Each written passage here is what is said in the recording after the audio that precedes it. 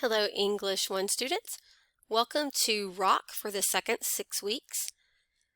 The first unit that we finished in the second 6 weeks was Unit 2D, which dealt primarily with comprehension of text and literary analysis. So now we're going to just review a couple of key concepts before you complete the assessment for this part of the unit. We are going to continue to use our metacognition, highlighting and annotating skills.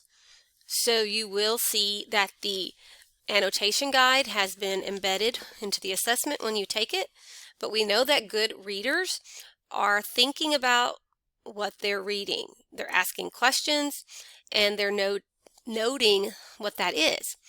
So why do we do that? Well, we understand that as good readers that it helps to facilitate metacognition if you annotate, okay? Because when you annotate or highlight or do both, which is what I will be asking you to do today, is it forces you to examine your thought process. It also shows your teacher what's going on in your head so that he or she can help you improve your reading skills. At that point, if you are misunderstanding a text, if you've written that in the margins of the text, then the teacher can understand where there is a learning gap. So it helps to do that. So highlighting and annotating work together. You really can't have one without the other. I mean, I know that technically you can. You can just annotate or you can only highlight. But when you put both of them together, it makes for a much more complete process and better understanding.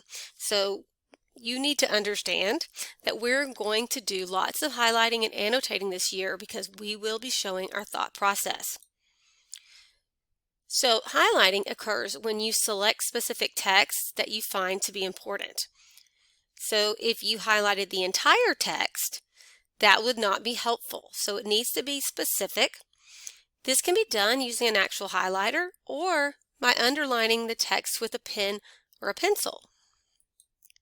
And annotating is a fancy word for making a note. This occurs when you make a note about something that you are thinking about, a question that you have, or a connection that you are making. It shows your teacher what's going on inside your skull as you are reading that specific text that you highlighted. So you will find that on this assessment that you will score better if you not only highlight it, but you also make the note or the comment about what you think about that portion of text. You will have an annotation guide, much like this one, that is hyperlinked into your assessment. And even though they look a little different, they are essentially telling you the same thing. They're just giving you some ideas of what you could highlight, like the main idea. And you annotate, you could label it. So if you highlight the main idea, then in the annotation section, you can label what that is or summarize that idea. You can also highlight interesting or surprising phrases and then explain why in your annotation, why you find those particular phrases or sentences interesting. You can highlight vocabulary words that seem unfamiliar, that you don't know, or ones that you think are important. And then in your annotation, you can actually define them or explain what you think that word reveals about the characters or the situation.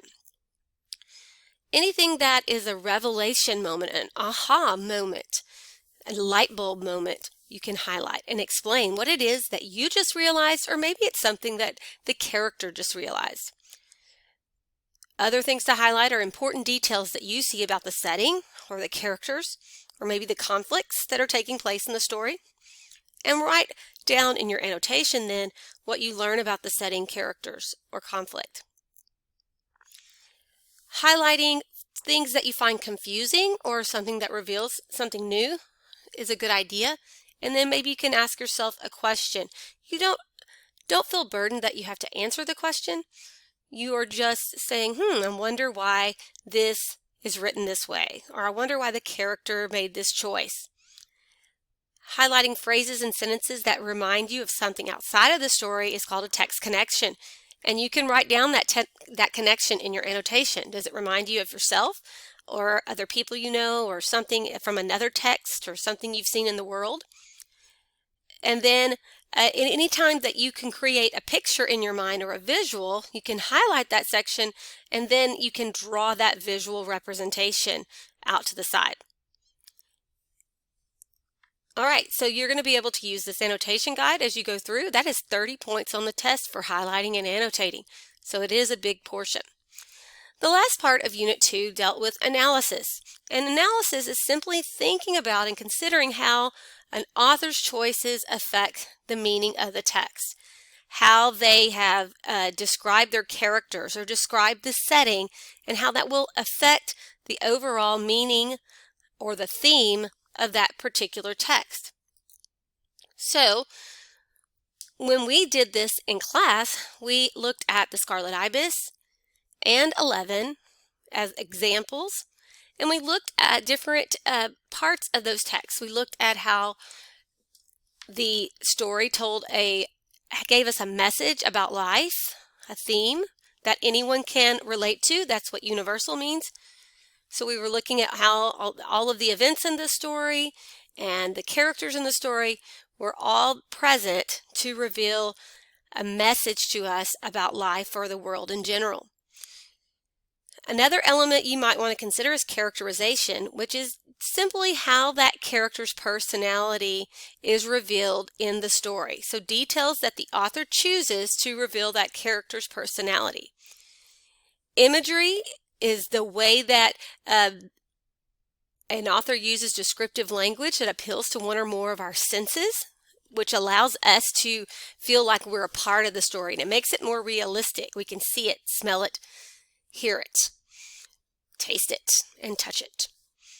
The setting, which reveals the time and place in which a story occurs, is important. So when does it take place and where does it take place matters. For example, in the Scarlet Ibis, Old Woman Swamp was a very important setting because it reveals a place where Doodle and his brother felt very comfortable.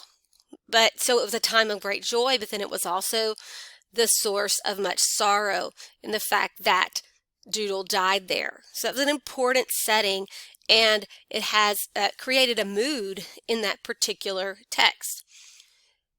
Other literary elements that we need to think about are the plot development, how the author gives us information going back in time in flashbacks, or how the author hints at what is to come in foreshadowing, and then looking at the elements of the plot structure. So the exposition and the rising action and the climactic moment or the point of no return, and then finally the resolution. All of those play a part in how an author creates meaning, and they make choices that affect what we think about a text. Okay, at this point, we're actually going to prove what we know in the Unit 2 analysis assessment. So follow the instructions and go through the test with me to make sure that you score your best. The step 1 is comprehension and connections. So the directions say, the passages below are excerpts from Laurie Halse Anderson's novel Speak. Now we also read an excerpt from the novel Speak on the last assessment, and our narrator, Melinda, it was her first day of school, and we noticed that she had some issues in the cafeteria. She didn't have anywhere to sit. It seemed like I saw some former friends who she didn't want to sit with. She had an embarrassing moment with the mashed potato fight that she got in the middle of, and she fled the cafeteria only to run into Mr. Neck, as she called him. So in this novel, let me just give you some background. Melinda has some other issues that were alluded to in that first chapter. She is not making friends. There's something that had happened in the summer before she gets to school that has caused a break between her and her friends. Something that has really affected her in the school year. So she's attempting to escape from her problems in school. I'm reading right here. And her home by hiding out in a janitor's closet. So she has found an empty janitor's closet in the school where there's no one there, and she has been hiding out in that closet. Though not described in the passage here, Melinda has chosen not to speak. So she's not talking at all because of a traumatic event that occurred the summer before her freshman year. All right, so you need to know that background information so you'll understand what she's thinking. This is going to have, we have a first person narrator, and I want you to read and annotate the passage using the reading annotation guide. Now, what's different is I'm not going to require you to necessarily highlight in a particular color, but you need to make at least 6 highlights, if not more, and 6 annotations to get full credit. Let me show you what that looks like. Then carefully answer each of the questions following. Okay, so what I mean by that. So if I read through here from Speak by Laurie Halse Anderson, the title of this section is Burrow. So I'm going to put my cursor, click in front of the word burrow. When I highlight it, well, I really don't even have to put a color. I can just leave it that way. And then look, a little plus sign comes up. And for my comment, I might say, what does this word mean? I can even look it up. I know that animals, like rabbits, dig holes to hide in, called burrows. So why would Melinda call this section burrow? Okay, so that's what I mean by an annotation. So you need at least 6 of these as you go through the passage. I'm going to go ahead and read the rest of this passage for those of you that might need it. And remember, while you're reading, you're looking for details about characters, details, things that make you wonder, things that you can connect with, things that create a mental picture. All right. And remember, we're going to be looking at literary analysis here. So think about theme, which is the message to the entire audience. What's the setting? So the time and place. So details about setting.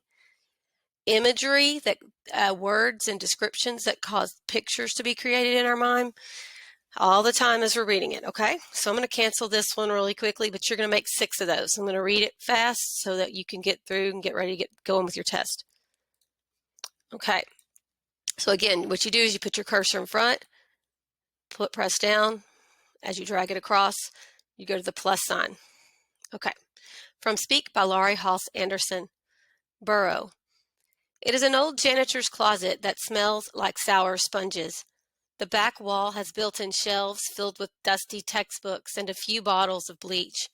A stained armchair and an old-fashioned desk peek from behind a collection of mops and brooms. A cracked mirror tilts over a sink littered with dead roaches, crocheted together with cobwebs. The taps are so rusted they don't turn. No janitor has chilled in this closet for a very long time. They have a new lounge and supply room by the loading dock. All the girls avoid it because of the way they stare and whistle softly when we walk by. This closet is abandoned. It has no purpose, no name. It is the perfect place for me. Okay, next section, closet space. My parents commanded me to stay after school every day for extra help from teachers. I agreed to stay after school. I hang out in my refurbished closet. It is shaping up nicely. The first thing to go is the mirror. It is screwed to the wall, so I cover it with a poster of Maya Angelou that the librarian gave me. She said Ms. Angelou is one of the greatest American writers. The poster was coming down because the school board banned one of her books. She must be a great writer if the school board is afraid of her. Maya Angelou's picture watches me while I sweep and mop the floor, while I scrub the shelves, while I chase spiders out of the corners. I do a little bit of work every day. It's like building a fort. I figure Maya would like it if I read in here, so I bring a few books from home. Mostly, I watch the scary movies playing on the inside of my eyelids. It is getting harder to talk. My throat is always sore, my lips raw. When I wake up in the morning, my jaws are clenched so tight I have a headache. Sometimes my mouth relaxes around Heather if we're alone. Every time I try to talk to my parents or a teacher, I sputter or freeze. What is wrong with me? It's like I have some kind of spastic laryngitis. I know my head isn't screwed on straight. I want to leave, transfer, warp myself to another galaxy. I want to confess everything, hand over the guilt and mistake and anger to someone else. There is a beast in my gut. I can hear it scraping away at the inside of my ribs. Even if I dump the memory, it will stay with me, staining me. My closet is a good thing, a quiet place that helps me hold these thoughts inside my head where no one can hear them. Okay, so now I've read you the passage. Let's go through the questions. Step 1 is comprehension and connections. So you're using the highlighting and annotation guide to mark the text as you read. Remember, you need at least 6. Each highlighted section should have a detailed comment that shows your thinking as you read. So I'm going to put that here to remind you. You need a minimum of 6 in order to get full credit. Then, so you get points for this. I believe, let me look, I have the rubric here. 30 points come from your highlighting and annotations. So I'm going to put that here for you, just a reminder. Okay. Step 2 is analysis. Answer each of the questions. Be sure to think critically about the text and reference the text as needed. So you just scroll back up to the text. As readers, we likely feel some amount of sympathy and concern for Melinda's current situation. How does the author's language help shape our perception of Melinda and create concern in the reader for Melinda's well-being? So we're looking for words that help us feel sorry for her and worry about her. So circle 4 of the 8 phrases below that help create this feeling of concern for Melinda. I'm going to change that to highlight for you. That's easier to highlight online. We were taking a pen and paper test. It might be easier to circle. So only 4 of these phrases actually help us feel sympathy and concern for Melinda. You're going to have to look and see what they're talking about. Okay. Like if they're talking about, if the phrase isn't talking about something about her that would make you feel worried about her, then you don't want to highlight it. So you only highlight 4. Okay. 4 of the 8 phrases that help you create that feeling of concern for Melinda. Okay, so there's 1, 2, 3, 4, 5, 6, 7, 8 phrases. You're circling or you're highlighting 4 of the 8. The second question, it says, consider the imagery from the following passage. This one right here. As Melinda describes the janitor's closet where she goes to get away from her problems. So it has listed here. Okay, so it starts with, it is an old janitor's closet that smells like sour sponges. It might be easier if I just highlight it. This is the part that you're supposed to read. Okay, so this is imagery. How does the closet's description relate to Melinda's view of herself? Use your own words to explain. Okay, so how does the closet's description relate to how Melinda views herself? So look at how she describes the closet and relate that to what she sees about herself. Okay, so you're going to use this text box. Type your right. So you're looking at this section. How does the closet's description relate to Melinda's view of herself? And you type it here. You click on the box and hit edit. All right. Question 3. In this passage, the author reveals Melinda's negative self-image. We can tell she feels bad about herself. How does the author create Melinda's characterization as a person with low self-esteem? Okay, so how do we know she feels bad about herself? Select 2 pieces of text evidence that you believe exemplify this characterization of Melinda and quote them below. So you're putting exact text words. Be careful to choose the best examples of text from the passage which exemplifies Melinda's negative self-image. So you're going to go back up here into the story, find 2 good text examples that show Melinda's negative self-image, and you're going to put them here. Okay, so you can copy it. So let's say it's this one, which it's not. Okay, so I'm going to hit Control C on that after I highlight it. Come back here, I click on this box, I hit Edit, and I can put Control V, and it shows me the part that I highlighted. Now that's not a good answer, so hopefully you don't put that one. So at least you know something it's not. And then you hit Save and Close once you have the piece of text you want. So again, you're going to get a second text evidence too. So you're going to come back up to the story, find a piece of text that goes along with the idea of Melinda's negative self-image, something that told you she had a negative self-image, copy it. There are a couple of ways to copy it. You can do Control C, or you can, left click. No, it's right click. Sorry, right click and do the copy, and then the paste, the same difference. Okay. All right. So then your text evidence 2 is going to go here. And now we're going to have one full response, except that I've already given you the answer. So I've given you an example here to look at, an example response from Scarlet Ibis. Question was, how does the author develop the theme that both love and cruelty are driving forces within humanity? In this one, we have answered the question, and you're going to have it provided too. And all I had to do is I had to add my own words that came before the quote, before the story. So I'd set in the story, this is what happens, and then what's in blue is my proof or text evidence. I have my internal documentation with my author's last name, and then I explained my thinking and how this all related to the answer here in the pink. So you can look at this one as your guide, but you're not even going to have to do that much, okay? So here's the question. How does the author develop the idea that staying silent can negatively impact a person? All right, so we know that Melinda's not speaking. How do we find out that that's not really good for her? How that's not good for anybody? So here's an answer you can put. So, but you're going to support it with 2 pieces of text evidence and explanation.